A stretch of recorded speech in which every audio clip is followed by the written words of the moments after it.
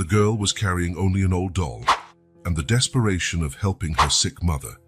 When she tries to sell it to a stranger, she is surprised to discover he is a billionaire. Little Emma sat on the floor of the dimly lit bedroom, running her fingers through her doll's tangled yarn hair. Lily had been with her for so long that one of its button eyes was missing, and the red dress had small patches Emma herself had tried to sew. Across the room, Sarah was breathing with difficulty. Her skin, once radiant, now had a pale tone that frightened Emma. The 5-year-old didn't fully understand what was happening, but she knew her mother could no longer get out of bed to prepare her for school or tell bedtime stories. "Mommy," Emma called softly, "are you cold?" Sarah opened her eyes slowly and attempted a weak smile. "No, sweetheart, I'm fine." But Emma knew that wasn't true. Winter had hit hard in their small town, and the poorly heated apartment left her hands red from the cold. The refrigerator was almost empty. Emma had eaten the last container of yogurt for breakfast. "Mrs. Adams brought soup yesterday," Emma remarked, standing up and placing Lily next to her mother on the bed. "I'll heat some up for you." Sarah wanted to protest, but she had no strength. Pneumonia had been consuming her for weeks, and without money for the right medication, her body was fighting the infection alone. Emma dragged a chair to the stove and carefully turned on the low flame. Her large green eyes, so much like her mother's, watched the liquid as it began to bubble. Next to the pan on the kitchen counter was an open white envelope. Emma had seen it many times. It looked just like the others that made her mother cry when she thought Emma was asleep. It had big red numbers printed on it, and Emma knew it meant trouble. When she returned to the bedroom with the soup in a small bowl, Sarah was sitting on the bed, trying to appear better than she actually was. "Look at who's taking care of me," Sarah said affectionately. "My little nurse." Emma smiled, proud, and sat on the edge of the bed, watching her mother struggle to eat. "The teacher asked about you today," Emma lied. She hadn't gone to school for the last 3 days. "She said she hopes you get better soon." Sarah nodded, too weak to question her daughter. After a few spoonfuls, she put the bowl aside. "It's delicious, honey, but I don't think I can eat more right now." Emma picked up the bowl, still half full. That's when her gaze fell on the nearly empty medicine bottles and the prescription the doctor had left on his last visit. Medications that cost more than they had. "Mommy," Emma asked, "why aren't you getting better with the medicine Dr. Johnson brought?" Sarah sighed. "Some problems take longer to heal, sweetheart. He'll be fine soon." She coughed, a deep sound that seemed to tear at her lungs. "Now tell me about your day." Emma began telling made-up stories about a school day that never happened. Sarah soon fell asleep, and Emma stayed there, watching her mother's chest rise and fall with difficulty. Over the last few months, ever since her father had left without explanation, everything had changed. Laughter was replaced by silence. Sarah's part-time job was not enough, and her illness made everything worse. Emma slipped out of bed and, in the living room, picked up Lily and hugged her. "What are we going to do, Lily?" she whispered. "Mommy needs those expensive medicines." Her eyes fell on a newspaper with a pharmacy ad from downtown. An idea began forming in her mind. "I'm going to have to sell you, Lily," she explained to the doll, tears forming. "You're the only valuable thing I have. Daddy gave you to me on my 4th birthday, remember?" Before he left, Emma waited until her mother was deeply asleep. Then she put on her faded red coat, placed Lily inside its large pocket, and left the apartment quietly. The light rain had stopped, but the biting November cold made her fingers hurt. Downtown was a 15-minute walk, and Emma tried to recall the route she had taken with her mother on the rare occasions they went shopping. The streets were relatively empty that afternoon. Some people in a hurry didn't even notice the little girl walking alone. Emma clutched Lily against her chest, gathering courage. When she reached the central square, her cheeks were red from the cold. She looked around, unsure. There was an elderly couple, a few pigeons, and a man sitting alone on a bench, reading a newspaper. Emma watched the man for a moment. He was wearing a perfectly tailored dark suit. His dark brown hair showed a few grey strands at the temples. There was something about his solitude that drew Emma's attention. With hesitant steps, she approached. The man didn't notice her at first, absorbed in the financial news. "Excuse me, sir," Emma said, her small voice almost lost in the wind. James Carter lifted his eyes. Surprised to see such a small child, he looked around for an adult but saw no one. "Yes," he replied, closing the newspaper. "Would you like to buy a doll?" Emma asked, pulling Lily from her pocket. "She's very special. She can tell you stories if you hug her really tight before bedtime." James looked at the worn doll, missing a button eye. Normally, he would have dismissed the girl with a wave. After all, that doll wasn't even worth $5, and James Carter was a man whose time was worth hundreds of dollars per hour. "No, thank you," he said automatically.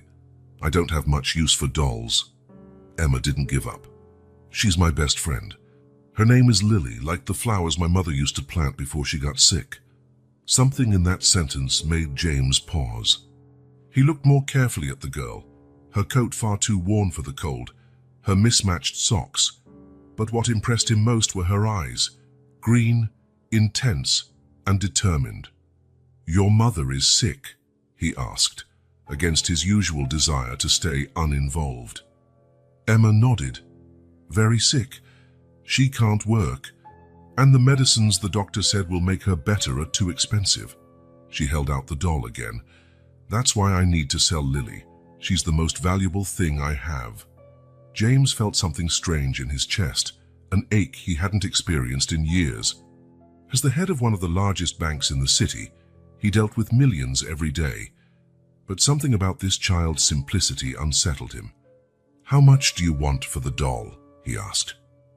Emma bit her lip, thinking, how much do really good medicines cost?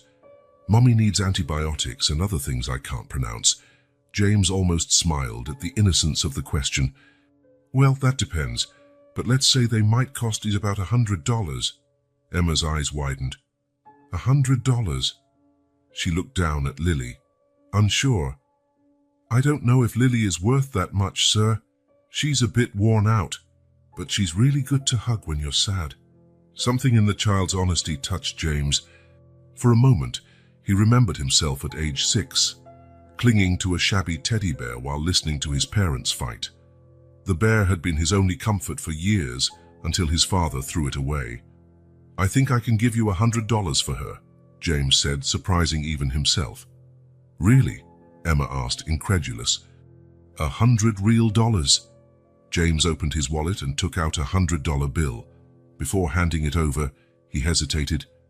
"Where is your mother now? You shouldn't be out here by yourself." "Mommy is sleeping at home. She doesn't know I left." "But it's an emergency," Emma explained, her eyes fixed on the bill. "I'll be back soon before she wakes up." James knew how worrying it was for a child that young to be walking alone. He looked again at the fragile figure in front of him and made a decision. "Are you sure you want to sell your doll?" he asked, giving the girl one last chance. Emma squeezed Lily against her chest one last time and whispered something into the doll's cloth ear. "I'm sure," she said, her voice trembling. "Mommy is more important." James took the doll gently and placed it in the inner pocket of his coat. "Where are you going to buy the medicine?" he asked, rising from the bench. Emma pointed to the other side of the square. "That big pharmacy over there. The lady who works there knows my mom." "I'll go with you," James said, surprising himself with the offer, "to make sure you get the right medicine." Emma hesitated for a moment, recalling her mother's warnings about strangers, but then she nodded. This man had bought Lily at a fair price and seemed willing to help. They crossed the square side by side, an unlikely pair, the businessman in his impeccable suit and the little girl in her faded coat. James felt oddly out of place, as if he had stepped out of his usual world and into another entirely different one. The pharmacy was warm, and Emma sighed in relief when she felt the heat. She approached the counter, standing on tiptoe to be seen. "Hello there," the pharmacist said, leaning forward. "Where's your mom today?" "She's sick at home," Emma replied, pulling the crumpled prescription from her pocket. I need this medicine so she can get better. The woman took the prescription and frowned upon seeing James behind Emma. I'm a friend of the family, James explained quickly, noticing her wary look. I'm helping Emma buy medicine for her mother. Sarah Winters, the pharmacist murmured, reading the name on the prescription. Yes, I know her. Pneumonia, right? Emma nodded vigorously. I'll get everything, the woman said, disappearing among the shelves. James crouched down to Emma's eye level. Your mom will be very happy about the medicine, he said, trying to reassure her. You're being very brave. I know, Emma replied with a seriousness that seemed out of place for someone so young.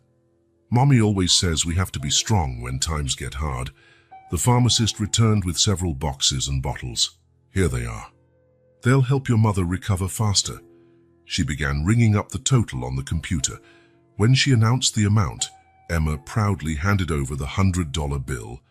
Are you sure about this? James asked gently, placing his hand over hers. I can pay for the medicine. Emma shook her head, resolute. No. I promised Lily I would use her money to help Mommy. James nodded, respecting the girl's decision. The pharmacist took the money, gave Emma a few coins in change, and put the medicine into a small bag. There are clear instructions here for your mother, she explained, handing a paper along with the bag. She needs to take these medicines at the right times, okay? Emma carefully placed the paper in her pocket. I'll remind her every day. As they left the pharmacy, the bag seemed huge in Emma's small arms. James offered to carry it, but she politely refused. I can do it, she said, holding the bag like a treasure. It's a present for my mom. James smiled for the first time that day. Do you live far from here? Not really. I can walk. Are you sure you don't want me to walk you home? Emma shook her head. I can't bring strangers home. Mom wouldn't like it. She paused. Even though you're nice, James understood the child's caution. I understand, but it's starting to get dark. Are you sure you know the way? I'm sure, Emma insisted. I came alone. I can go back alone. There was a determination in her voice that James didn't dare challenge. He remembered what it was like to be underestimated as a child. All right, he agreed, but promise you'll go straight home. I promise. Emma smiled, revealing a gap where a baby tooth was missing. Thank you for buying Lily and helping me with the medicine. You're welcome, Emma. James hesitated, feeling he should say something more, but not sure what. I hope your mother recovers soon. She will, Emma said with conviction. Now I have the right medicine. With a final wave, Emma left, walking quickly with her precious bag. James remained still, watching until the small figure disappeared around the corner. The walk back felt faster for Emma.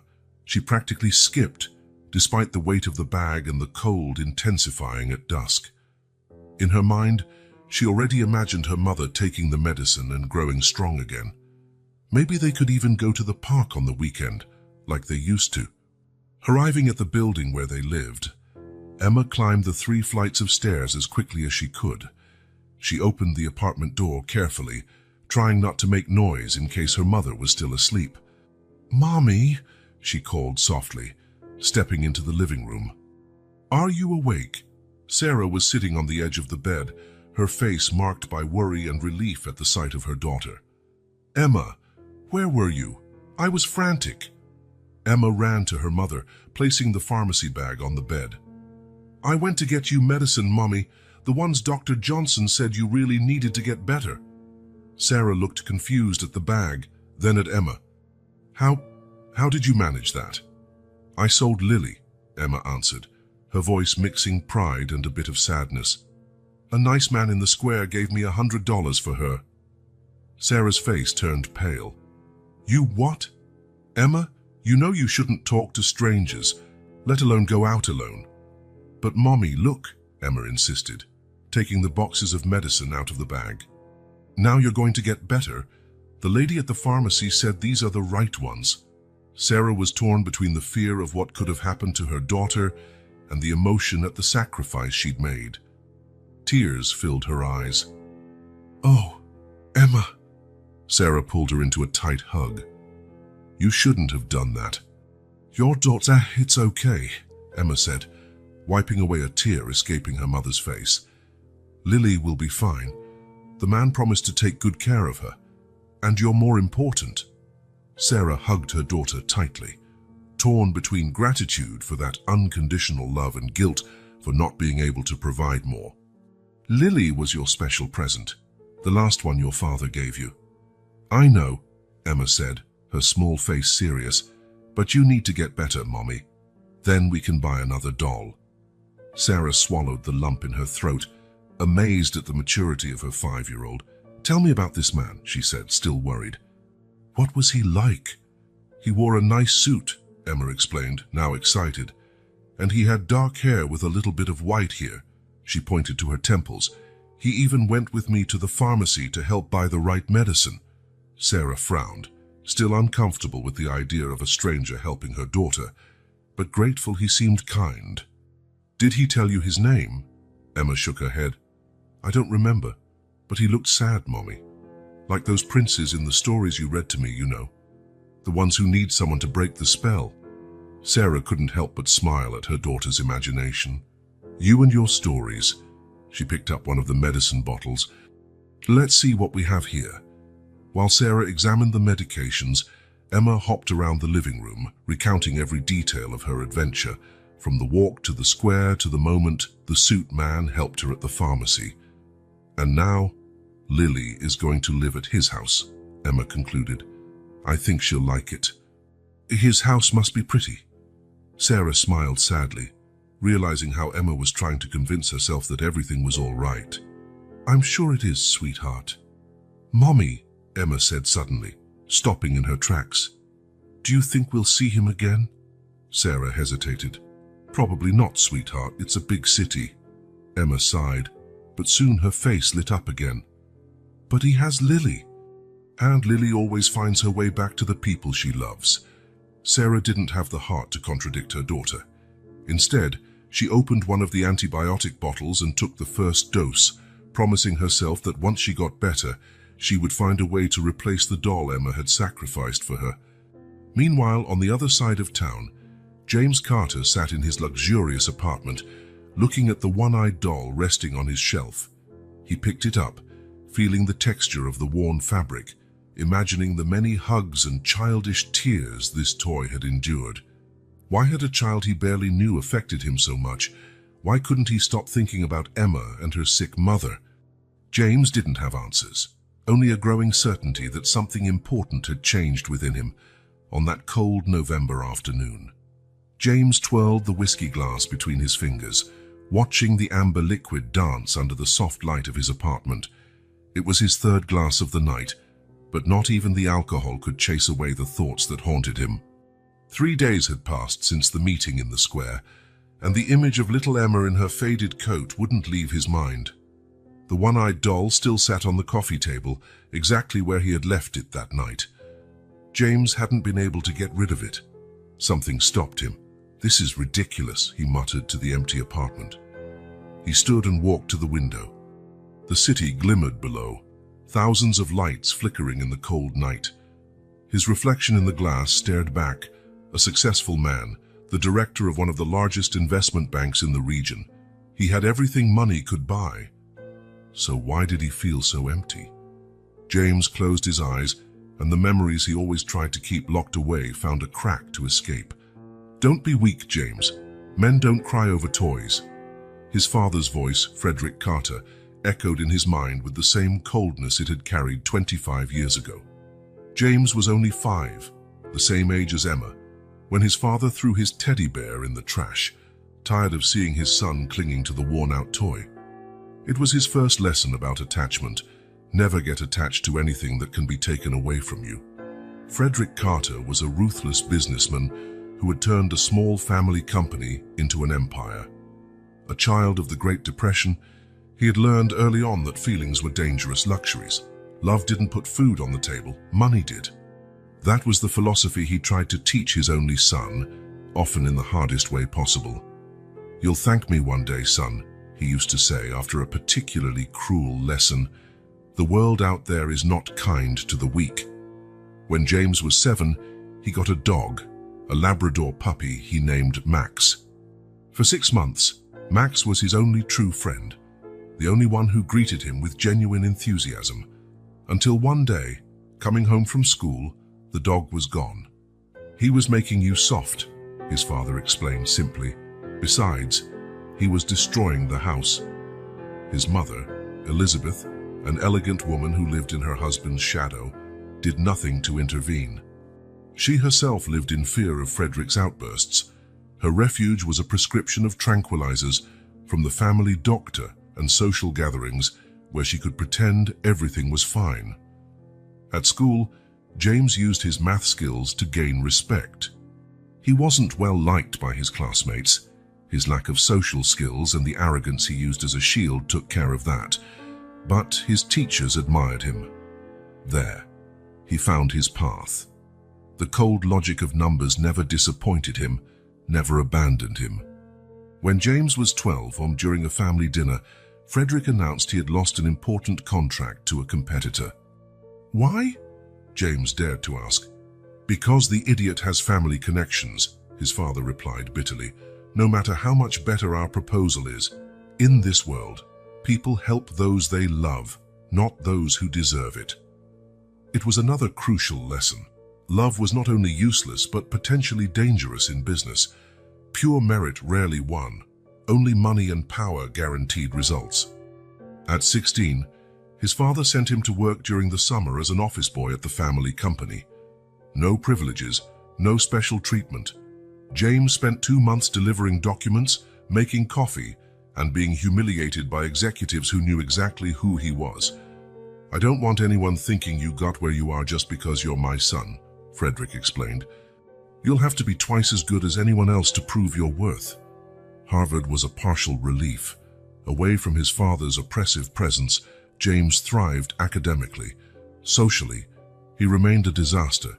His few attempts at relationships ended when the women realized his inability to show genuine affection. "You always look like you're calculating something," his last girlfriend had said before breaking up. "Like you're doing a cost-benefit analysis of every minute you spend with me." She wasn't wrong. When his father died of a heart attack, James was in the middle of an important meeting. He received the news, asked for 5 minutes, went to the bathroom, washed his face, and returned to close the deal. He cried only once, alone in his apartment, not over the loss of his father, but over the realization that he never really knew the man behind that relentless facade. At the funeral, his mother seemed more relieved than sad. 2 weeks later, she sold the family mansion and moved to Florida, where she finally began living her own life. James shook his head, trying to push away the memories. He returned to the sofa and picked up the doll.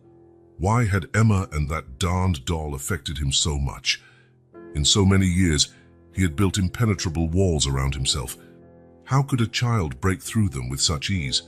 Maybe it was Emma's raw honesty, her willingness to sacrifice something so precious for her mother, a love so pure that James could hardly understand it.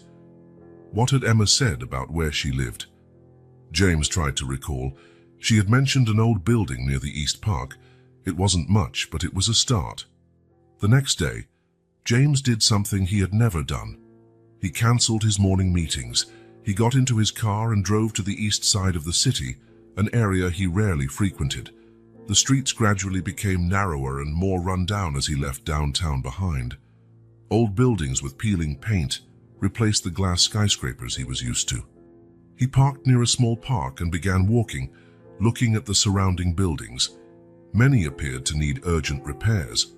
James wondered which one Emma and her mother lived in. Luckily, he didn't have to search long. Turning a corner, he spotted a small figure in a faded red coat, sitting on a park bench, drawing in a notebook. "Emma?" he called, approaching cautiously so as not to frighten her. The girl looked up, her green eyes wide in recognition. "The doll man!" she exclaimed, closing her notebook. "Did you come to visit Lily?" James smiled slightly. "Lily is fine, but I came to see how you and your mother are doing." Emma jumped off the bench, suddenly excited. "Mommy is better." The medicine is working. She even made pancakes yesterday morning. That's great, James said, genuinely relieved. Where do you live? I'd like to speak with your mother, if she's feeling well enough. Emma hesitated, clearly recalling her mother's warnings about strangers. Mommy says I shouldn't bring people I don't know home. Your mom's right, James agreed. But maybe you can tell her I'm here. Say I'm the man who bought Lily and helped with the medicine. Emma considered for a moment, then nodded.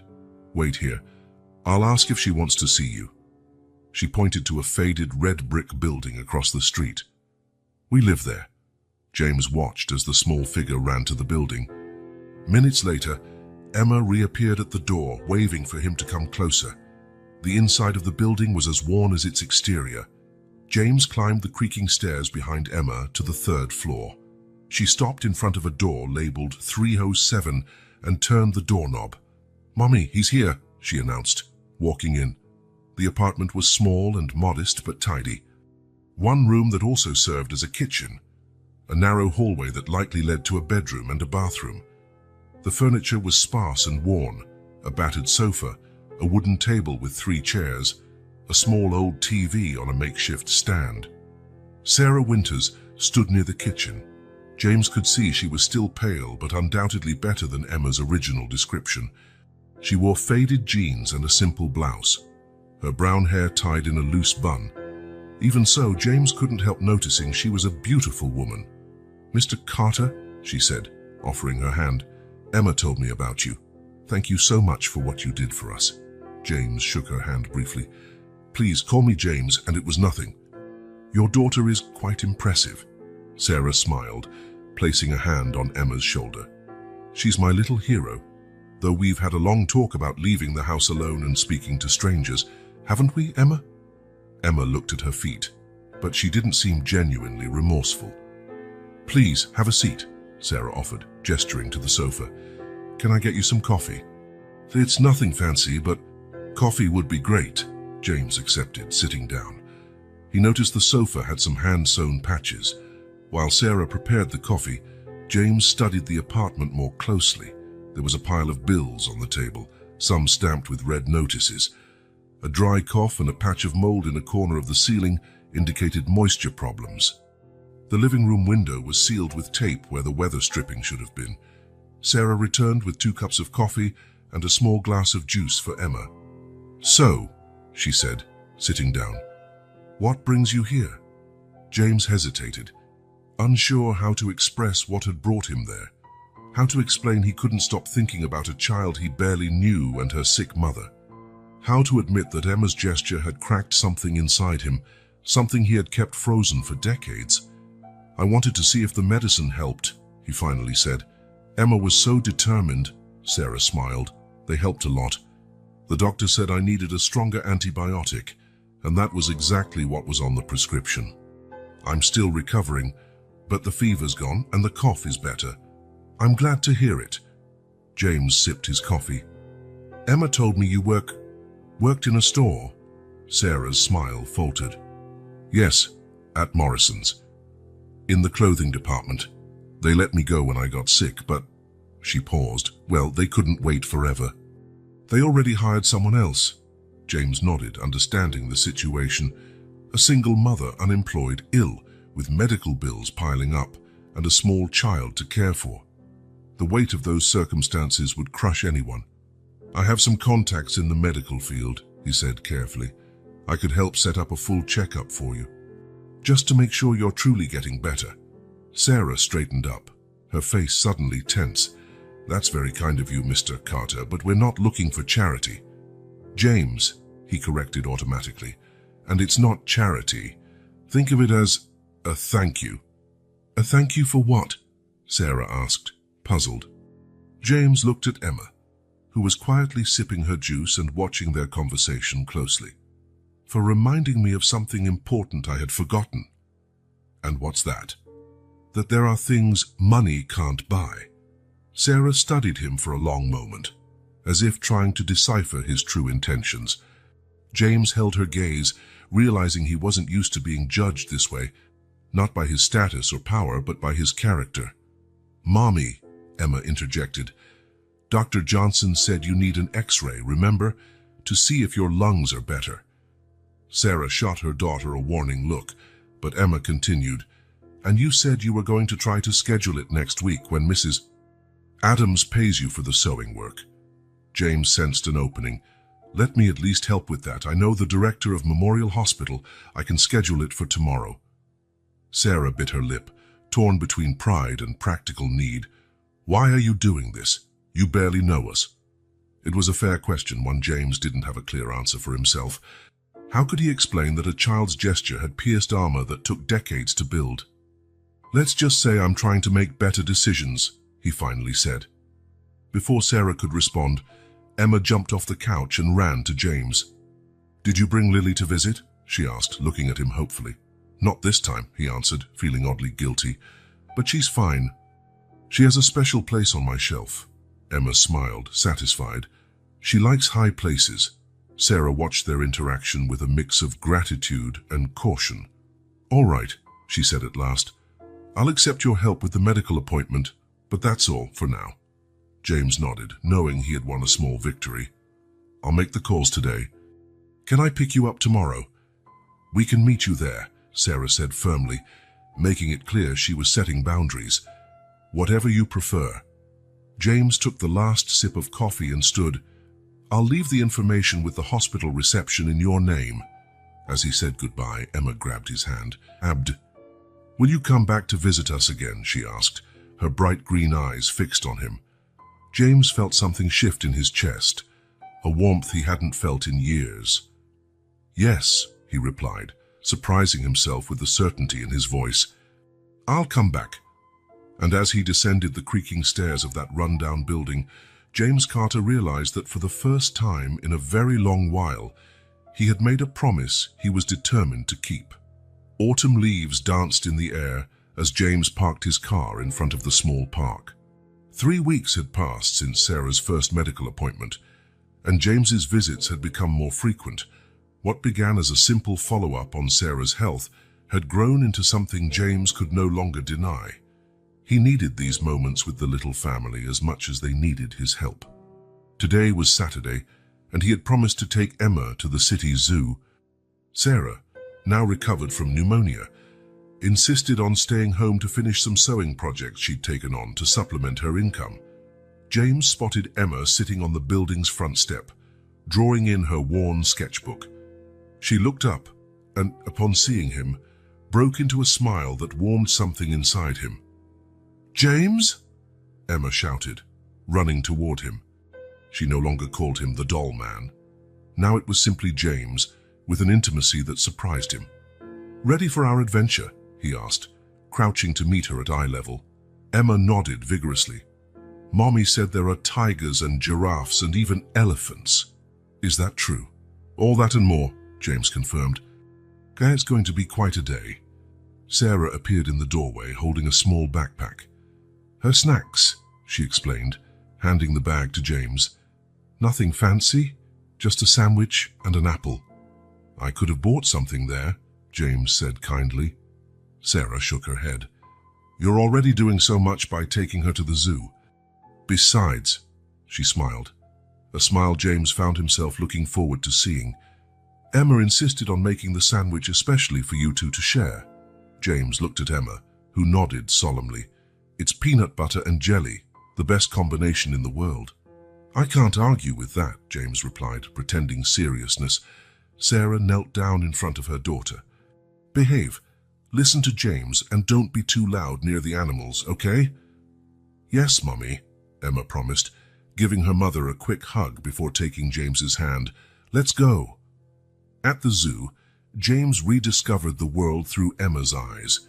Each animal was greeted with exclamations of wonder and endless questions. Why do zebras have stripes? Do elephants really never forget? Do giraffes sleep standing up? James answered what he knew, and for the tougher questions, they read the information signs together. Emma insisted on reading as much as she could, showing a surprising level of knowledge for her age. Mommy teaches me to read every night, she explained when James praised her. She says books are like doors to other worlds. Your mother is a wise woman, James said, feeling increasing admiration for Sarah. Despite all the hardships, she had never neglected her daughter's education. At lunchtime, they sat on a bench under a large tree. Emma carefully unwrapped the package she had prepared, revealing 2 sandwiches cut into perfect triangles. "Mommy helped with the cutting," she admitted, "but I did everything else on my own." James took a bite, exaggerating his reaction of delight. "Best sandwich I've ever had." Emma laughed, a bright sound that seemed to light up the entire park. "You're silly sometimes." "Only sometimes." James raised an eyebrow, teasing her. "Most of the time you're too serious," she replied with disarming honesty. "Like you have a really big problem in your head." James almost choked on his sandwich. How could a 5-year-old read him so well, while executives with decades of experience often failed to see past his facade? "And what do you think that problem might be?" he asked, genuinely curious. Emma shrugged, biting her apple. "I think you don't know how to play properly." "I don't know how to play?" James pretended to be scandalized. "Yeah, you try, but it's like you forgot how." Emma looked at him seriously. "What did you do for fun when you were little like me?" The innocent question hit him like a punch. What did he do for fun as a child? The memories that came weren't of playing, but of long days spent alone in his room, doing extra math lessons or reading business books his father insisted were character building. "I didn't play much," he finally admitted. Emma looked horrified. "Nothing? Not even hide and seek? No dolls? No superheroes?" "I had a teddy bear once," James said quietly. "And a dog. For a few months." Emma studied him for a moment. "That's why you look sad sometimes, even when you're smiling." James had never been described with such accuracy and simplicity.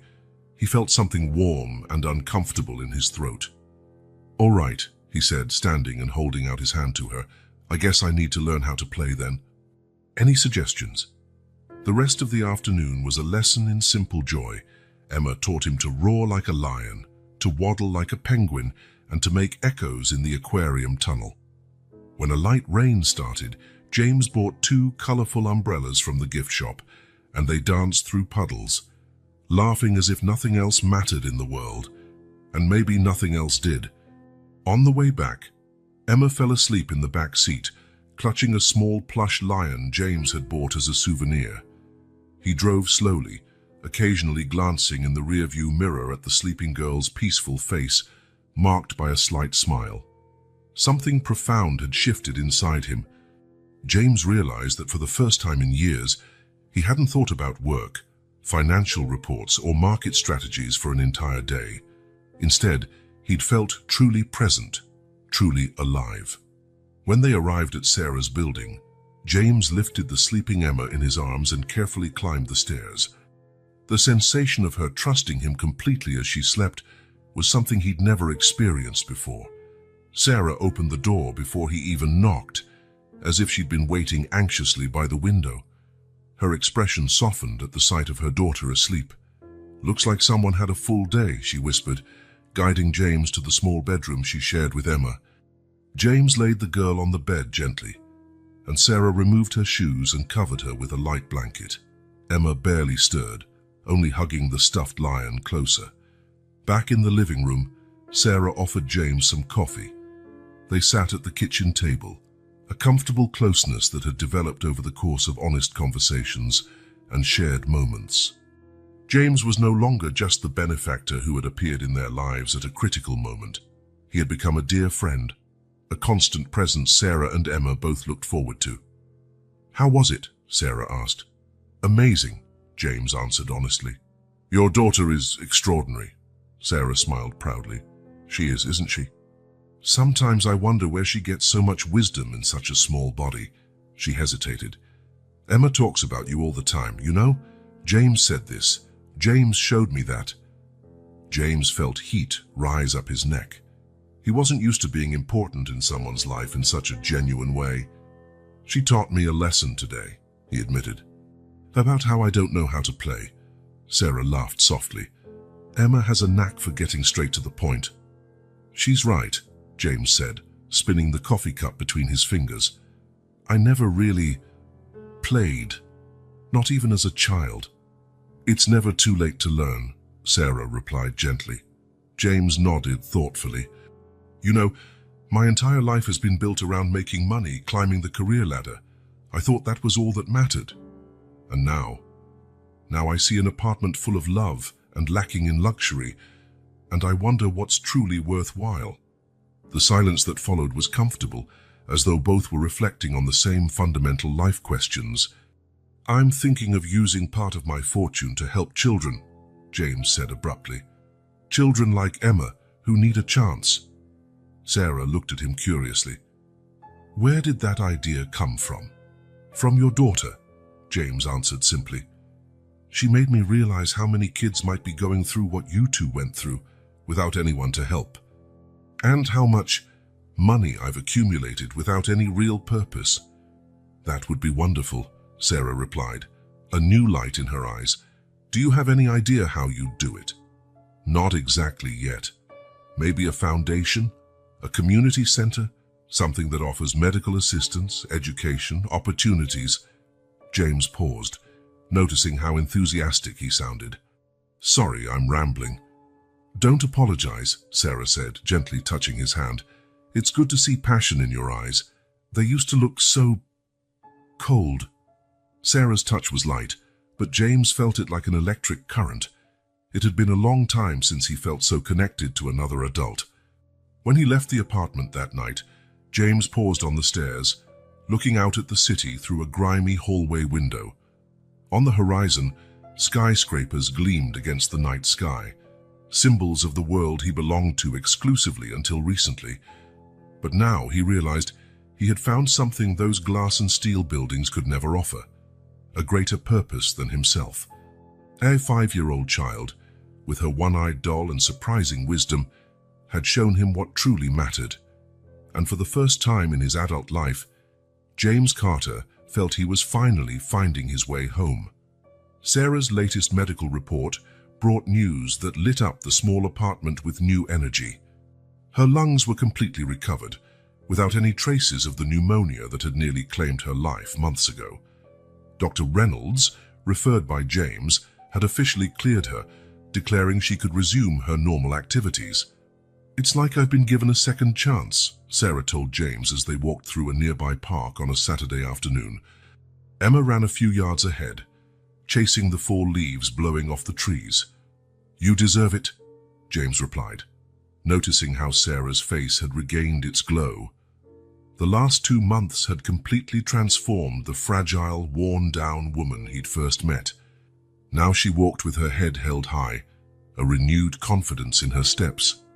Sarah had started working part-time at a local bookstore, thanks to a recommendation from James. It didn't pay as much as her old job, but it offered flexible hours and a calm environment, allowing her to recover her strength gradually. In her spare time, she'd returned to sewing, something she always loved but had been forced to do out of necessity. Now her eyes sparkled as she talked about the small alterations and creations she made for neighbors. I have an idea, she said, cheeks flushing with excitement. I'm thinking of starting a small children's clothing business, simple but well-made items at affordable prices. That's wonderful, Sarah, James replied, genuinely impressed by her determination. Do you have a plan? She nodded, enthusiastically explaining the designs she'd come up with, the fabrics she intended to use, and how she could start with minimal investment. James listened intently, fascinated by the transformation of this woman who, not so long ago, could barely imagine a future beyond the next unpaid bill. Emma's birthday is coming up, Sarah said, changing the subject. 6 years old. I can't believe how fast time goes by. Any special plans? James asked, trying to sound casual. For weeks, he'd been thinking about the perfect gift for Emma, something that would show how much she meant to him now. Nothing too fancy, a cake, some balloons. I invited the kids in the building, Sarah smiled bashfully. I'd really like you to come. I wouldn't miss it for anything, James assured her, warmth filling his heart at the invitation. What day? Next Saturday, 2 in the afternoon. Emma's counting the days. Sarah called out to her daughter, who had wandered too far. Emma, don't go so far, The girl ran back, cheeks flushed with exertion and excitement. "James, look what I found." In her small hands was a bright blue feather, probably from a jay. "It's beautiful," he said, crouching to inspect the treasure. "Are you going to keep it in your collection?" Emma nodded vigorously. Her collection was a shoebox filled with small wonders she discovered on her explorations. Colorful rocks, dried leaves in unusual shapes, shells James had brought her from a business trip to the coast. As Emma returned to her treasure hunting, Sarah and James sat on a bench. There was a comfortable intimacy between them now, built over sincere conversations and shared moments. James was no longer simply a well-off benefactor who had stumbled into their lives. He had become a cherished friend, a presence that both Sarah and Emma hoped for. "You've changed our lives," Sarah said softly, breaking the silence. Her eyes, the same intense green as Emma's, met James's with gratitude that left him momentarily speechless. "You two changed mine," he finally replied, and it was the simplest, most profound truth he'd ever spoken. On the way home, James remembered the one-eyed doll that still occupied a prominent place on his shelf. An idea began to form in his mind, a way to give back the most valuable gift he'd ever received. On Monday, James drove across town to a neighborhood of narrow streets where artisan shops were tucked among historic buildings. He had searched over the weekend until he found precisely what he was looking for, a tiny workshop specializing in restoring old dolls. The shop was minuscule, its shelves filled with dolls from various eras, some so old they looked like they belonged in museums. A little bell chimed when he opened the door, and from the back came an elderly woman with glasses hanging from a chain around her neck. "May I help you?" she asked, studying James curiously. Clearly, she wasn't used to seeing men in suits in her shop. "I hope so," James replied, carefully taking Lily out of the makeshift protective case he'd fashioned. "I need this doll restored." The woman took Lily in her experienced hands, examining her with a critical eye. "She's quite worn. Missing an eye, dress patched multiple times, stuffing compressed." She looked at James. "Sentimental value, I presume." "Immeasurable," James confirmed. "For a very special little girl." The craftswoman gave a gentle smile. "I see. Well, I can do a good job on her. Replace the eye, reinforce the seams, add new stuffing, maybe a new dress." "No," James interrupted. "Keep her dress, just restore it. Each patch tells a story." The woman nodded, seeming to approve of his response. "She'll be like new, but with her history preserved. I can have her ready in a week. It'll be detailed work. And I should warn you, it won't be cheap." "Price is not an issue," James replied. "I just want her to be perfect." Over the following days, James divided his time between work, no longer the sole focus of his life, and the secret preparations for Emma's birthday. Aside from having Lily restored, he carefully selected other gifts, books he knew she would love, a set of professional colored pencils for her drawings, and a small silver bracelet with a lion charm, recalling the day at the zoo. During his visits to Sarah's apartment, he had to contain his excitement to avoid revealing the surprise. Emma talked incessantly about her birthday, showing her fingers to count down the remaining days. "You're really coming, right, James?" she asked, at least 3 times in a single visit. "I wouldn't miss it for the world," he promised, his heart aching at the trust he saw in her eyes. On Friday, the day before the birthday, James stopped by the workshop to pick up Lily. When the craftswoman brought out the doll, James almost didn't recognize her. Lily now had 2 bright button eyes, and the red dress was carefully restored with the original patches preserved. Her once floppy body was again soft and full. Her yarn hair had been cleaned and combed, and her cloth face received a subtle touch of paint, giving her a gentle expression. "She's exactly what I hoped for," James said, touched. "I did my best to honor her story," the craftswoman replied. "Some of the patches were so delicate I had to reinforce them underneath without altering the outer appearance. The new eye is identical to the original." I was lucky to find a vintage button from the same era. James paid the requested price without hesitation, adding a generous tip that the woman tried to refuse. "It's for the next customer who can't afford the full amount," he insisted, and the craftswoman finally accepted with a grateful smile. Lily was placed carefully in a lovely gift box, tied with a blue ribbon, Emma's favorite color.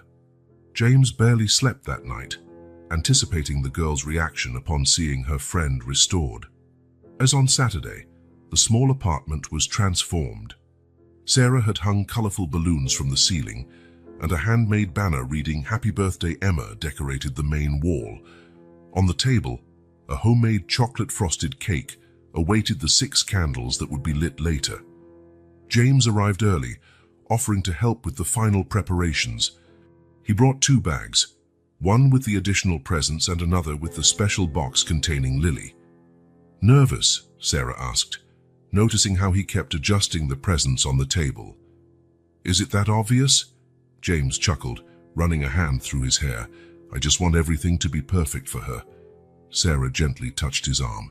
"It already is, James. You're here. It's all she asked for last year when she blew out her candles." "What?" James asked, surprised. "She wished for a real friend, someone who wouldn't leave." Sarah smiled, tears glistening in her eyes, and her wish came true. The statement hit James deeply. All the gifts, the medical arrangements, the financial support he'd offered suddenly felt insignificant compared to that simple wish, a true friend. Soon, other children arrived, filling the small apartment with laughter and energy. Emma was radiant in a new dress Sarah had sewn especially for the occasion, blue, with small lions embroidered around the hem, another nod to her zoo trip with James. The party proceeded with improvised games, lots of giggles, and the special moment of singing "Happy Birthday." Emma closed her eyes tightly as she blew out the candles, her small hands clasped in front of her chest while she made a new secret wish. When it was time for presents, James watched nervously as Emma opened gifts from the other children. Small toys, coloring books, a plastic doll. Her eyes shone with each new surprise, and she thanked each gift giver warmly. Finally, Sarah handed her James's present. "This one is special," she told Emma. "It's from James." Emma took the bag eagerly, first pulling out the books and the set of colored pencils, exclaiming with delight at each item. When she reached the small box with the bracelet, her eyes went wide. "It's a little lion just like my plush one," she exclaimed, immediately asking Sarah to help her put on the bracelet. "There's one more gift," James said softly, picking up the blue box he had saved for last. "This one is very, very special." Emma took the box curiously, carefully undoing the ribbon. When she lifted the lid and saw what was inside, she froze, her eyes wide with shock. "Lily," she whispered, picking up the restored doll with trembling hands. Lily came back. Silence fell over the room as everyone watched Emma clutch the doll tightly, silent tears streaming down her cheeks. James knelt to be at her eye level. "I thought I needed her," he said, his voice thick with emotion. "But I realized you showed me a different way of seeing life. Lily missed you just like you missed her." Emma touched the doll's dress, recognizing every patch she and her mother had sewn. "She looks so pretty," she whispered, "and she has 2 eyes now." "A very special craftswoman helped her heal," James explained, "just like you helped heal me." Emma looked at him, confused. "Were you sick?" James smiled. "In a way, I was sick in here." He touched his own chest. "But you and your mom helped me get better." Emma threw her arms around him, still holding Lily. "Thank you, James," she said against his shoulder. "This is the best present in the world." James met Sarah's gaze over Emma's shoulder. She was watching him with an intensity that made his heart race. Tears shone in her eyes, but there was also something else, a warmth, an understanding, and maybe, James dared to hope, the same affection growing in his own heart. The other children soon called Emma to continue playing, and she ran off to show everyone her newly restored doll. James stood up and joined Sarah, both of them watching the girl's happiness. "How did you manage it?" Sarah asked quietly, "restoring her so perfectly?" "I found someone who understands that some things don't need to be replaced, only healed," James answered. "Every patch, every mark was preserved. They're part of her story." Sarah looked at him, her green eyes shining. "Just like our scars are part of who we are." "Exactly," James agreed. "And they're just as valuable as the intact parts." After the other children left and Emma fell asleep clutching Lily, Sarah and James sat on the small apartment balcony, sharing a cup of coffee. "You've really changed," Sarah remarked, breaking the comfortable silence. "Since that first day in the square. You two transformed me," James admitted. "Before meeting Emma, I was empty. I lived just for work, forgetting more. I never understood what really mattered. And now I know I want to be part of your lives," James said, summoning the courage to express what he had felt for weeks.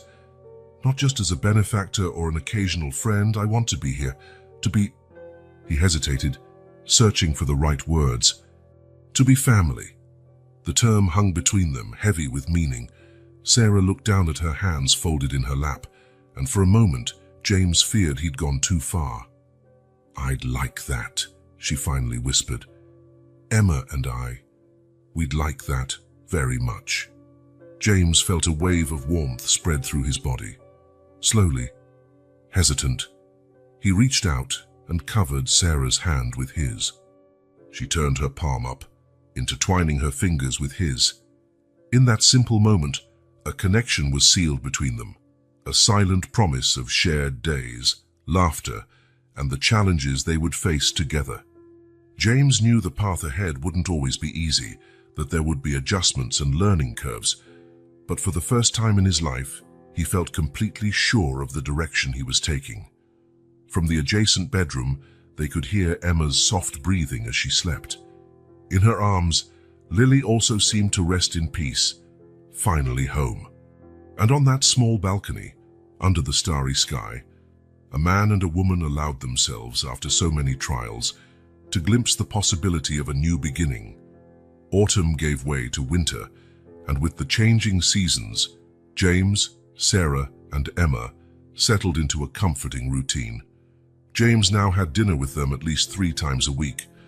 On Sundays, it became a tradition for him to arrive early for breakfast and spend the entire day there, helping Emma with her homework, watching old movies with Sarah, or simply enjoying the sense of belonging he had never experienced before. On one such Sunday morning, James showed up with grocery bags and insisted on making pancakes for everyone. The small kitchen barely accommodated 1 adult, let alone 2. But Sarah refused to leave him alone in this endeavor. "You'll burn the house down," she joked, taking the spatula from his hand when he almost let a pancake turn black. "I'm perfectly capable of making pancakes," James protested, feigning indignation. Emma, seated at the table with Lily on her lap, giggled at the scene. "James almost never cooks, Mommy. He told me he used to eat dinner at work nearly every day." "Really?" Sarah arched an eyebrow at him. "Well, that explains a lot." James shrugged, smiling. "I never had a reason to learn how to cook properly. What was the point in making an elaborate meal just for me?" Sarah observed him for a moment, noting the loneliness implied in those words. Sometimes, small comments like this revealed layers of James's solitary past that he rarely discussed. "Well, now you have the 2 of us to feed," she replied softly. "So you'd better learn quickly." The simplicity of that statement, "Now you have us," warmed James inside. It was exactly what he wanted, to have them in his life, to be part of theirs. Since Emma's birthday, this integration had happened so naturally that James sometimes wondered how he'd lived so long without that sense of fulfillment. Sarah's small sewing business was slowly growing. She had turned a corner of the living room into her workshop, complete with a new sewing machine James insisted on giving her as startup capital. After much reluctance, Sarah accepted, but she insisted on documenting everything as a loan she would repay once her business flourished. It was one of the things James admired most about her fierce independence. Even when she needed help, Sarah never gave up her dignity or autonomy. She accepted support, but always on terms that preserved her self-worth. "New orders?" James asked, noticing some sketches on her sewing table. Sarah nodded, pride shining in her eyes. "The children's clothing store in the mall loved my samples and placed a small collection order. If it sells well, it could become a regular partnership." "That's wonderful." James pulled her into an impulsive hug, lifting her off the ground in his excitement. Sarah laughed, surprised by his spontaneity. When he set her back down, their faces were close, and for a moment time seemed to freeze. Sarah's eyes, green as spring leaves, locked on his, and James found himself leaning in almost imperceptibly. But the sound of Emma returning from her room broke the moment. "Can I help with the pancakes?" the girl asked, oblivious to the momentary tension between the adults. "Of course, Chef Emma," Sarah replied, stepping away from James with slightly flushed cheeks. "Let's show James how a real pancake is made." The morning went by in a flurry of laughter and a considerable mess of flour. But James couldn't remember having this much fun. Watching mother and daughter work together in the kitchen, he felt a certainty grow inside him. This was the life he wanted, the kind of happiness money could never buy. Later, while Emma drew at the living room table, Sarah and James spoke quietly on the couch. "I need to tell you something," Sarah said, a hint of nervousness in her voice. "I've managed to save enough for a down payment on a better apartment. It's nothing luxurious, but it has 2 bedrooms and is closer to Emma's school." James felt a tightening in his stomach. "You're moving?" He tried to sound neutral, but the idea of not visiting them as easily distressed him. "It's in the same neighborhood," Sarah hastened to clarify, sensing his concern. "Just 3 blocks from here, and there's a much better space for my sewing workshop." "That's great," James said, forcing a smile. "You two deserve a better place. When are you planning to move?" "By the end of the month. The landlord is being flexible because he knows my situation." Sarah hesitated. "I want you to know this was only possible because you helped me start over. Without your initial help with the doctors, the bookstore job." James raised a hand to stop her. "You did all of this, Sarah. I just opened a few doors. It was your hard work that created this new life for you."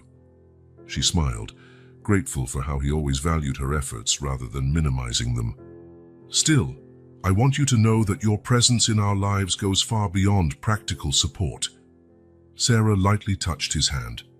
"Before you came along, I had forgotten what it was like to have someone to share everything with.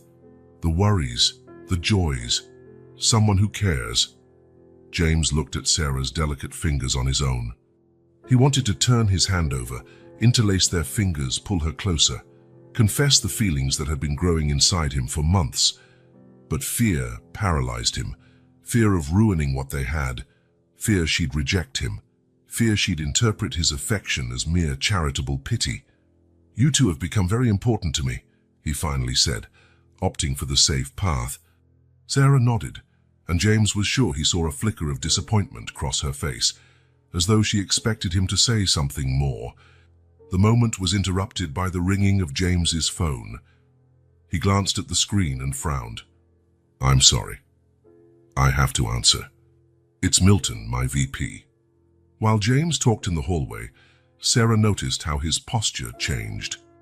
His shoulders straightened, his voice took on a more formal tone, and the relaxed lines of his face hardened slightly. It was fascinating to watch this transformation, the James she knew giving way to the powerful executive he was in the outside world. When he returned, he looked worried. "Work problems?" Sarah asked. "Not exactly." James hesitated. "Actually, it's an opportunity. The company is expanding into the Asian market. They're considering sending me to Tokyo to oversee the new office." "James, that's amazing," Sarah exclaimed. "It sounds like a big opportunity." "It is," he agreed without enthusiasm. "The problem is the timeline. It would be at least 6 months living there." The realization of what that meant fell over them like a shadow. 6 months without seeing each other. 6 months of James missing the everyday moments that had become so precious to him.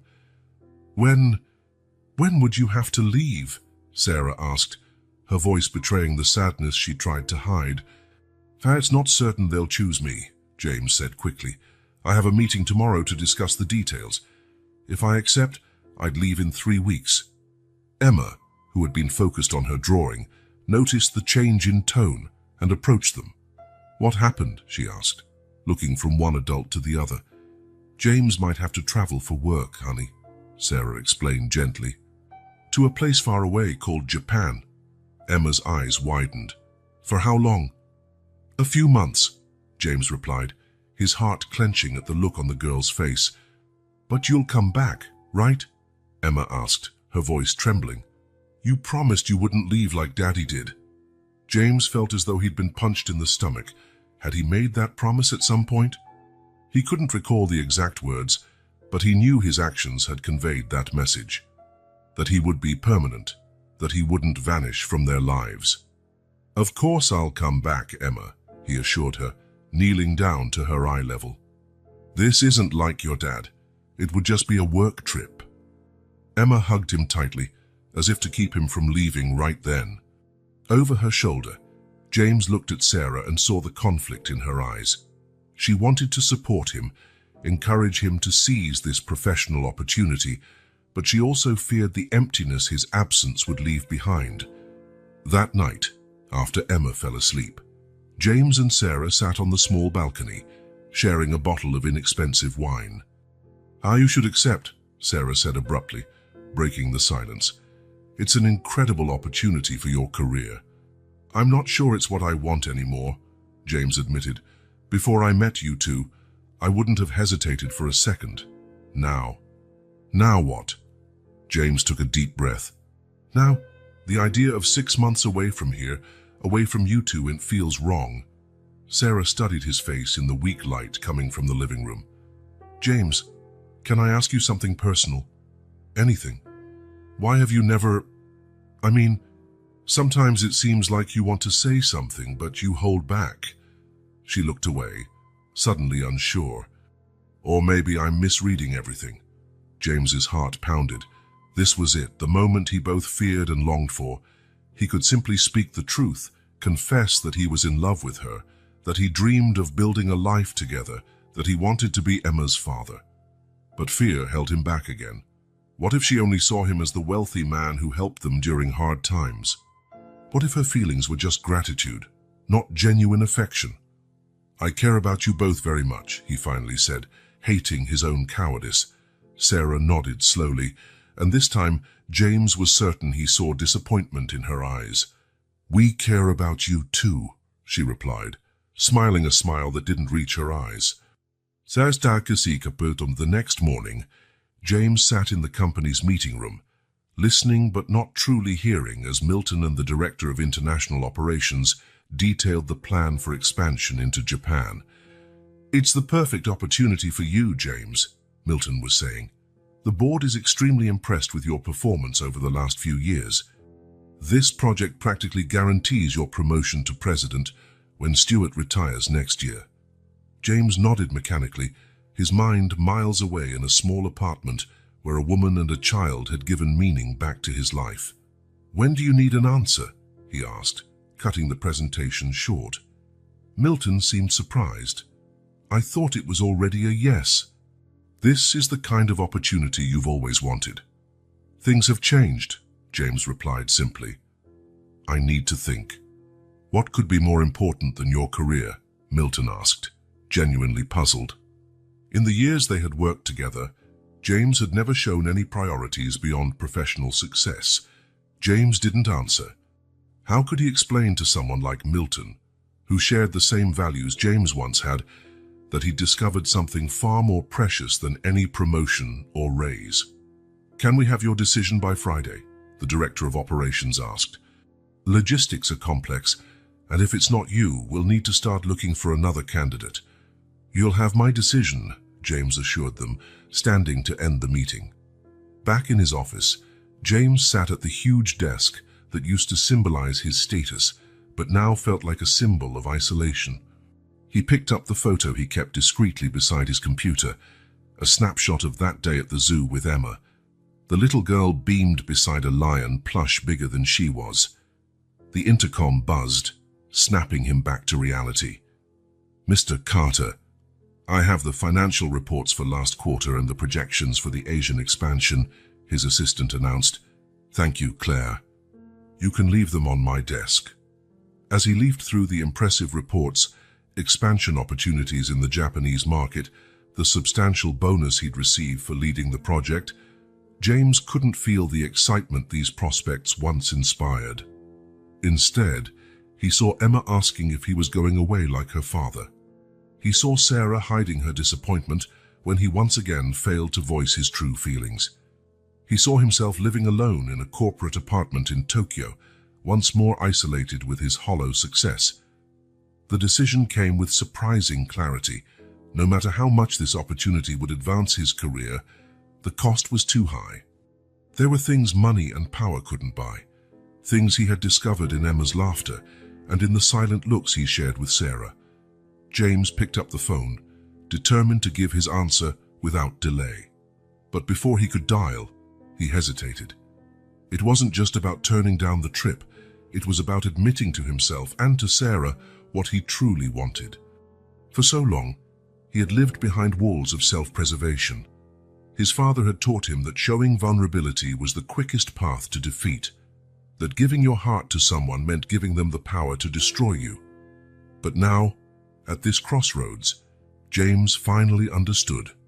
Staying protected behind those walls was no longer living, it was merely existing. Real courage wasn't about going off to conquer a new market on the other side of the world. It was about staying and facing his deepest fears, risking saying, "I love you," with no guarantees. Choosing, consciously, the possibility of pain over the certainty of loneliness. James put the reports in the drawer, grabbed his jacket and left his office in the middle of the afternoon, something he'd never done before. There was an important conversation he needed to have, and it couldn't wait another day. It was time to choose between the life he had built alone and the new family he'd found. And for the first time in his adult life, James Carter had no doubts about which path to follow. Sarah carefully folded the last child's dress in the order, running her hand over the soft fabric with satisfaction. The small butterfly designs she'd embroidered by hand gave a special touch to the piece, setting it apart from the mass-produced clothes that filled department stores. This kind of detail was what her clients were beginning to appreciate, and which made her small business increasingly promising. The clock on the wall showed it was nearly midnight. Emma had been asleep for hours, and Sarah knew she should do the same. However, there was something comforting about working in the silence of the night, when her thoughts could roam freely. And lately, those thoughts invariably led her to James. Sarah put away her sewing supplies and walked to the window of their new apartment, opening it slightly to feel the fresh spring breeze. The move had been completed 2 weeks ago, and although the space was still partly decorated, it already felt much more like a home than the old apartment ever had. The 2 bedrooms allowed Emma her own space, and the spacious living room accommodated both a seating area and a corner dedicated to Sarah's workshop. Naturally, James had insisted on helping with the move. He'd spent an entire weekend painting walls, assembling furniture, and hanging curtains. Sarah smiled, remembering how confused he looked in front of the assembly instructions for a bookshelf, he who was used to analyzing complex financial reports.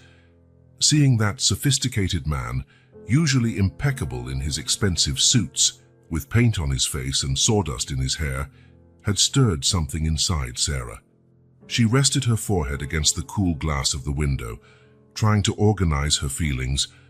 When James had entered their lives on that cold autumn day, she could never have imagined he would become so essential to her existence. What began as an act of charity, a wealthy man helping a struggling single mother, had transformed into something deep and complex. Exactly when had her feelings changed? Sarah couldn't pinpoint. Perhaps it was seeing how gently he treated Emma, never underestimating her or treating her like a child incapable of understanding the world. Or maybe when she noticed the small changes in James, how he laughed more freely now, how his eyes had lost that calculating coldness that once defined them.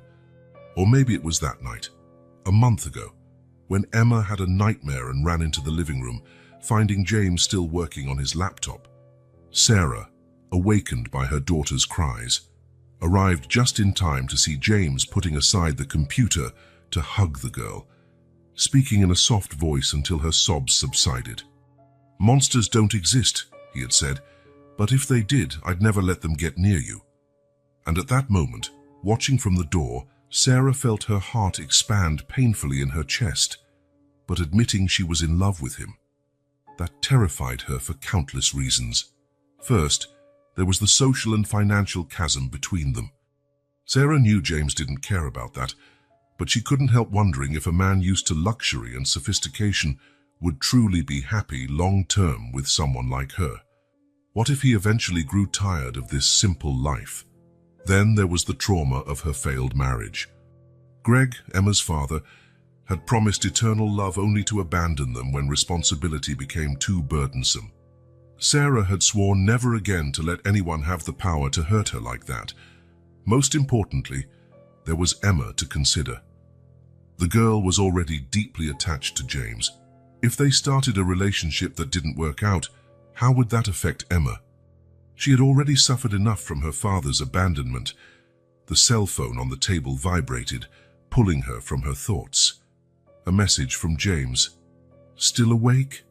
Sarah smiled. How did he always know? "Just finished an order. Why aren't you sleeping?" He replied almost immediately. "Preparing the presentation for tomorrow. The final meeting about the Japan project." Sarah's smile faded. The decision about the trip would be made tomorrow. James still hadn't revealed what he planned to do, though Sarah tried to encourage him to take the opportunity. Not because she wanted him to leave. 6 months without seeing him was too painful to contemplate, but because she feared he'd regret it if he turned it down for their sake. "Are you ready?" she typed. "For the presentation?" "Yes." "For the decision?" "Not sure." Sarah hesitated, her fingers hovering over the keyboard. She wanted to tell him to stay, that she couldn't bear his absence, that she loved him, but the words seemed stuck in her throat, even in a simple text. "Whatever you decide, we'll be here for you," she finally wrote. After a moment, James replied, "That's all I can think about. Good night, Sarah." "Sleep well." "Good night, James." Sarah turned off the lights and headed to her room, knowing sleep would be elusive. How could she sleep when her heart was so full of unspoken doubts and desires? The next morning, Emma woke up complaining of a sore throat. Her forehead felt warm to the touch, and Sarah immediately cancelled her day's commitments to care for her daughter. "It's not that bad," Emma reassured, hating to miss school. "It just hurts a little when I swallow." "Even so, better to rest today," Sarah insisted, making her some tea with honey. "We'll see how you feel by afternoon." Emma didn't argue much, which showed she truly felt unwell. She settled on the sofa with Lily and a few books, while Sarah called the school to report her absence. "Is James coming today?" Emma asked, her eyes bright despite the fever. "I don't know, sweetheart. He has a really important meeting today." "About Japan," Emma murmured, hugging Lily tighter. It wasn't a question. Sarah nodded, sitting beside her daughter to adjust the blanket over her legs. "Let's hope he does what makes him happiest, okay?" Emma didn't reply, just nodded without much conviction. Around lunchtime, Sarah's phone rang. It was James. "Hey," she answered, trying to sound casual. "How was the meeting?" "It hasn't happened yet," James replied, tension clear in his voice. "It's after lunch. I'm calling because I stopped by the old apartment to return the key to the landlord, and the neighbor told me Emma didn't go to school. Is everything okay?" Sarah's heart warmed at his concern. She woke up with a fever and a sore throat. Nothing serious, probably just a cold. "Did you call a doctor?" James's anxiety was palpable even over the phone. "James, it's just a cold." Sarah chuckled softly. Kids get sick all the time. I know, but...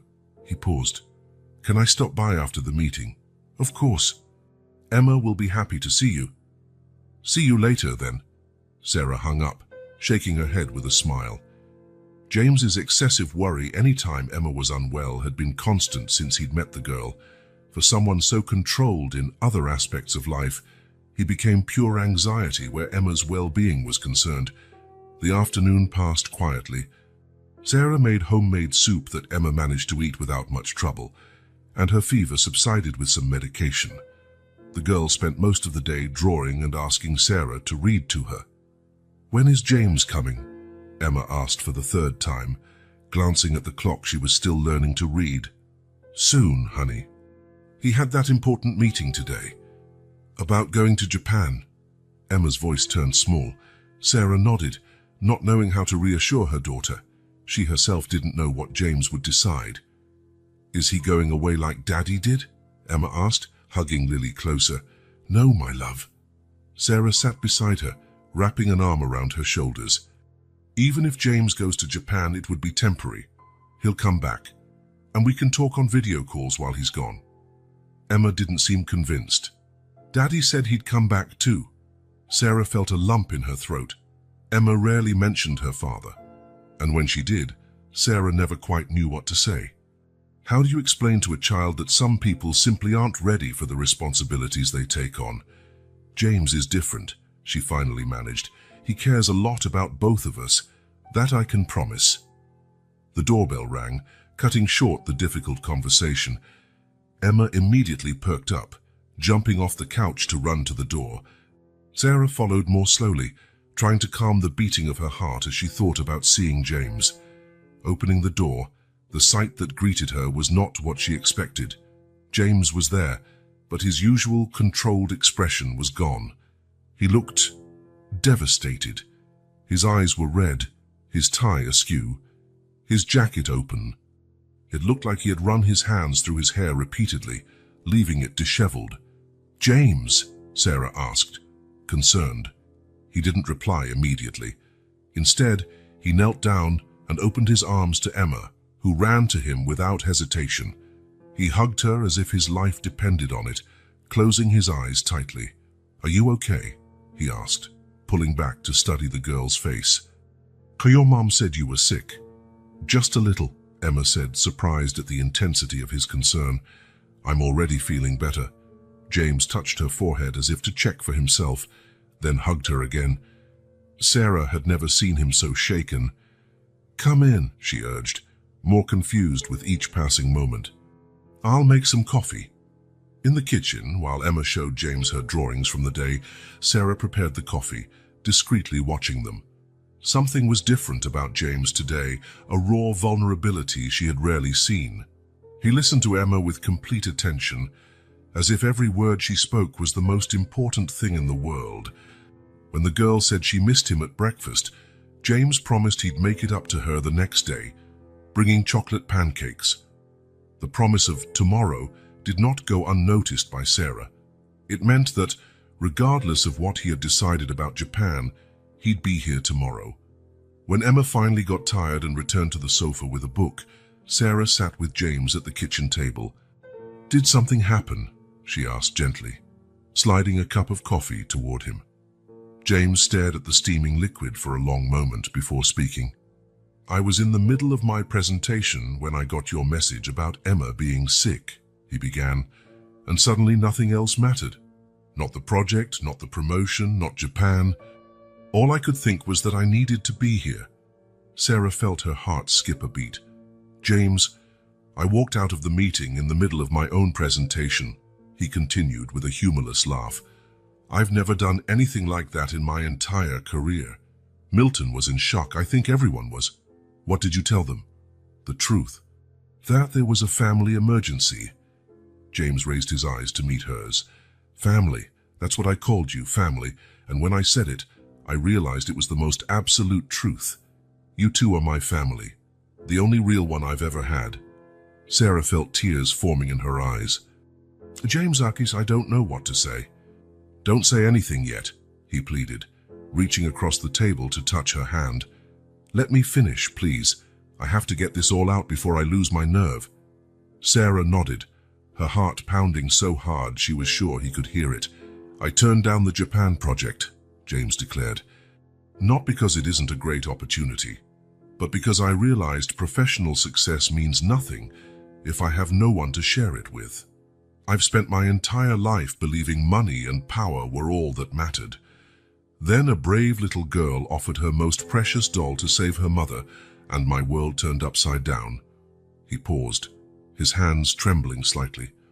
In these past few months, I've learned more about love, courage, and true happiness than in all the preceding years of my life.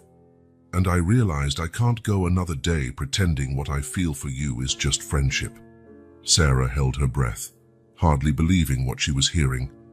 I'm in love with you, Sarah, James finally said, his voice almost a whisper. Probably from the first moment I saw you. And I love Emma as if she were my own daughter. You two are everything to me. A tear slipped down Sarah's cheek. After months of hiding her own feelings, hearing James express his with such sincerity was almost too much. I completely understand if you don't feel the same, James went on, taking her silence for hesitation. Or if you need time. I don't want to pressure you at all. I just needed you to know. James, Sarah finally found her voice, squeezing his hand between hers. I've been afraid to say what I feel for so long. Afraid you'd see me as just a charity case. Afraid to ruin our friendship. Afraid of getting hurt again.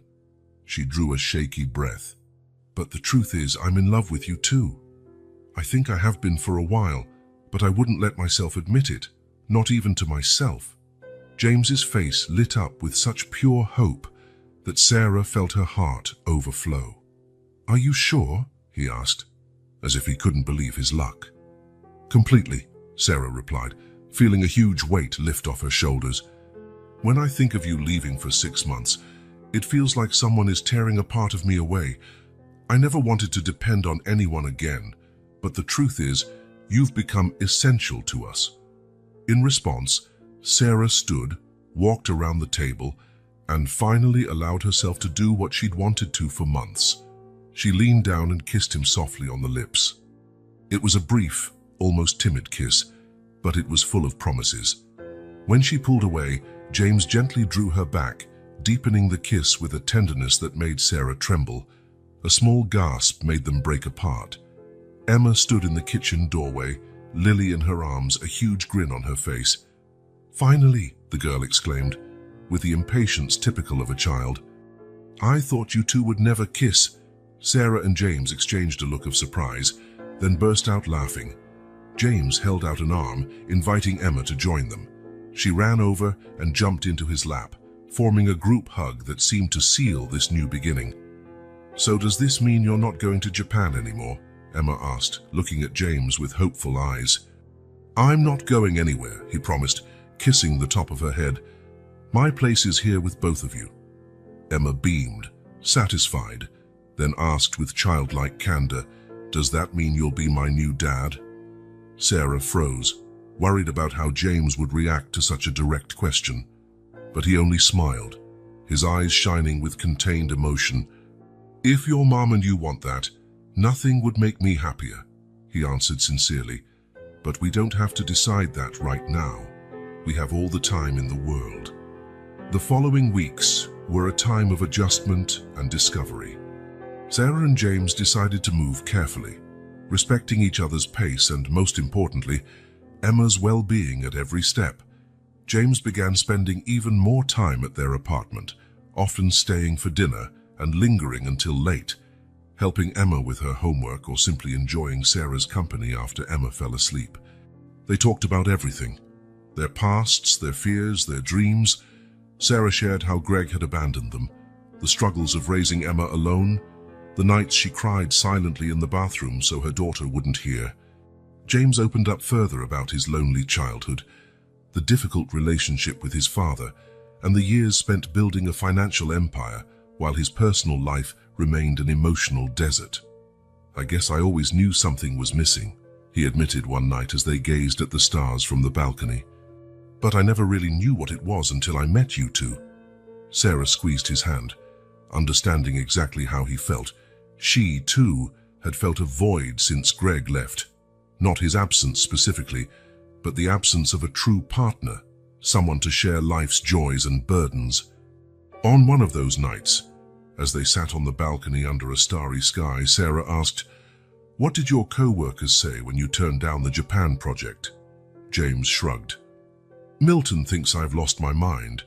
The board was disappointed, but they accepted it when I explained I had other plans for my future." "What plans are those?" Sarah asked, curious. "I'm restructuring my role at the company," James explained, "delegating more, reducing my hours, and I've been working on setting up that foundation I mentioned a few months ago to help children in vulnerable situations." "The Lily Foundation?" Sarah asked with a smile, recalling the name James had mentioned before. "Exactly. I want it to be a place where families like you once were can find not just financial assistance but real support, medical, educational, psychological. A place that treats people with dignity, not like charity cases." Sarah smiled, resting her head on his shoulder. "Emma would be proud to know she inspired that." "She inspires everything I do now," James admitted. "You both do." A month after that first confession in the kitchen, James invited Sarah and Emma on a special trip. He took them to a mountain park an hour outside the city. The place was stunning, with a crystal-clear lake reflecting the blue sky and centuries-old trees providing cool shade. After a lavish picnic and an afternoon of exploring, James suggested they walk to a nearby viewpoint. Emma ran ahead, gathering pine cones and interesting rocks, while Sarah and James followed, hand in hand. At the viewpoint, with a panoramic vista of the surrounding area, James asked Emma to hand him a small box he had entrusted to her earlier, supposedly containing a special treasure. The girl gave the box to James with a mischievous grin, then stepped back a few paces as they had planned. "Sarah," James began, holding the small blue velvet box without opening it yet, "I know it's only been a month since we confessed how we feel, and that might seem rushed to the outside world, but the truth is, my heart recognized you as its home from the very start." Sarah brought her hand to her mouth, tears beginning to form in her eyes. "I'm not proposing we get married tomorrow," James continued with a gentle smile. "I know we need time to build our relationship, to be sure this is what we want. But I'd like to give you this." He opened the box, revealing not an engagement ring, as Sarah had initially feared, but a delicate silver bracelet with 3 small charms, a lion, a doll, and a heart, as a promise that no matter how long it takes, I'll be here, for you and for Emma. Because you two taught me the true meaning of the word home. Sarah couldn't hold back her tears as James fastened the bracelet around her wrist. "It's perfect," she whispered.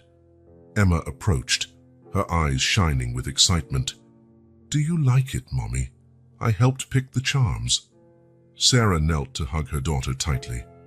"It's the loveliest present I've ever received, sweetheart." "So are we a real family now?" Emma asked, looking from one to the other with anticipation. James and Sarah exchanged a glance filled with emotion. "Yes, my love," Sarah replied, reaching for James's hand, which he took without hesitation. A real family. 6 months after that day at the viewpoint, life had found a new rhythm for the 3 of them. James still kept his downtown apartment, but he spent practically every night at Sarah and Emma's. Their relationship flourished naturally, built on the solid foundation of friendship and respect they had established in previous months. Emma was once again a carefree child, her grades at school improving significantly, and her creativity found new outlets in the art classes James insisted on enrolling her in. Lily remained her favorite toy, but now had to share space on the bed with other plush friends that had joined the family. Sarah's small sewing business continued to grow steadily. Her creations were now sold in 3 different stores around the city, and she had hired an assistant to help with increased demand. The confidence she had gained in recent months was evident in her increasingly sophisticated designs and in the way she spoke about the future. As for James, The transformation was obvious to anyone who had known him before. The colder, calculating executive had given way to a man who smiled easily, who took afternoons off to attend Emma's school recitals, who didn't mind getting glitter glue on his expensive suits after helping with an art project. The foundation he created to help vulnerable children was already up and running, offering medical assistance, educational support, and opportunities for families in situations similar to what Sarah and Emma had experienced. And although James never mentioned it, one of the first beneficiaries was the neighbor who had once helped Sarah in the old building, caring for Emma when Sarah was in the hospital. On a quiet autumn evening, nearly a year after that first encounter in the square, the three of them were sitting in the living room of a new house they had bought together, a spacious place with a garden where Emma could play and a proper studio for Sarah's creations. Emma, already in pajamas, was showing James her latest school drawing, a colorful depiction of what she called our family. "This is you," she explained, pointing to a tall figure in a suit. "This is Mommy in her blue dress, and this is me with Lily." "It's lovely, Emma," James praised, genuinely impressed by her talent. "Can I take it to my office?" Emma nodded proudly, then yawned, trying to hide it. "Bedtime, little one," Sarah announced, getting up from the sofa. "Just 5 more minutes?" Emma tried, as always. "Tomorrow is a school day," James reminded her gently. "And the sooner you sleep, the sooner tomorrow comes."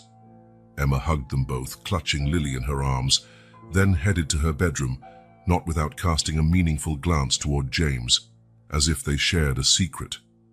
When Sarah returned from tucking Emma in, she found James on the balcony, looking at the stars with a thoughtful expression. "What are you thinking about?" she asked, sliding her arms around his waist from behind. James covered her hands with his, pulling her closer. "About how my life changed completely in just 1 year. How empty I was before you two." Sarah pressed her cheek against his back, breathing in his familiar scent. "Sometimes I wonder what would have happened if Emma hadn't gone out alone that day, if she hadn't decided to sell Lily. Fate would have found another way to bring us together," James said confidently, turning to face her. "Some people are meant to find each other." "You really believe that?" Sarah asked, surprised. The James she first met would never have voiced such a romantic idea. "I believe in us," he answered simply, "in what we've built together, and in what we're still going to build." James hesitated briefly, then pulled a small velvet box from his pocket, similar to the one containing the bracelet, but smaller. "I've been thinking a lot about the future," he said softly. "About what I really want, and the answer always comes back to you two." Sarah looked at the box, her heart racing. "I know we promised to take things slow," James continued, opening the box to reveal a simple but elegant ring with a single stone that sparkled under the garden lights. "But I also realize that each passing day only makes me more certain I want to spend the rest of my life with you. We don't have to get married immediately if you're not ready, but I'd like you to accept this ring as a symbol of my commitment." Sarah's eyes shone with tears. "I knew you were going to propose," she admitted with a trembling smile. "Emma told me you two went shopping for a special present last week." James laughed. "I guess I need to work on the concept of secrecy with her." "So that's what her significant look meant," Sarah said, recalling Emma's expression before bedtime. "She wanted to stay up to see your answer," James confessed. "I promised to tell her everything at breakfast." Sarah looked down at the ring again, feeling a joy so deep it almost hurt. "Yes," she said simply. James slipped the ring on her finger, and when they kissed, Sarah felt she had finally found her place in the world, not in a specific address or house, but in the arms of this man she had grown to love beyond reason. From her bedroom, Emma watched through the slightly open door, Lily clutched to her chest. "See, Lily," she whispered to the doll, "I told you he was going to ask Mommy to marry him today. Now we're a real family." The girl smiled, proud of her role as a little matchmaker, and lay back down. As she hugged Lily, she thought about how everything had changed since that cold day when she decided to sell her doll to help her mother. One small sacrifice that, somehow, had brought them all so much happiness. Out on the balcony, James and Sarah remained in each other's arms, making plans for the future they would build together. "You never imagined that selling an old doll to a stranger would change your life, did you?" James asked, softly kissing Sarah's forehead. "Never," she agreed, admiring the ring on her finger. But Emma always had a special talent for seeing the good in people. She saw something in you that even you didn't know was there. "A forgotten heart," James murmured. "That just needed to be reminded how to love." Sarah smiled, resting her head against his chest, listening to the steady beat of the heart that now belonged to her and Emma. A heart that, thanks to a child's courage and the transformative power of love, would never be forgotten again. While the stars shimmered in the night sky, the soft lights of the house illuminated the beginning of a new story. Not a happy ending, but a joyful new beginning for three souls who had found in one another the true meaning of home.